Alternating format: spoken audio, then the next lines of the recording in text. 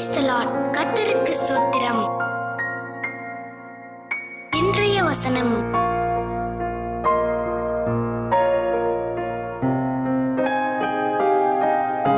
லூக்கா 17:12 முதல் 19 வசனங்கள்.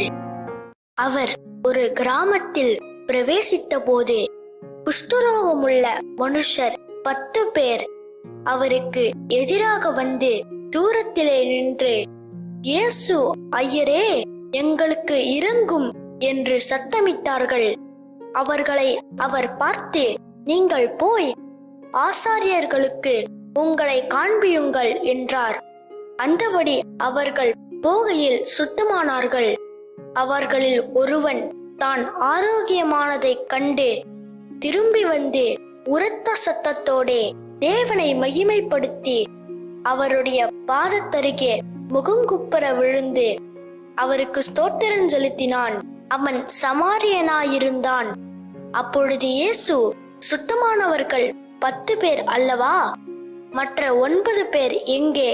தேவனை மகிமைப்படுத்துகிறதற்கு இந்த அந்நியனே ஒழிய மற்றொருவனும் திரும்பி வர காணோமே என்று சொல்லி அவனை நோக்கி, நீ எழுந்து போ, உன் விசுவாசம் உன்னை இரட்சித்தது என்றார்.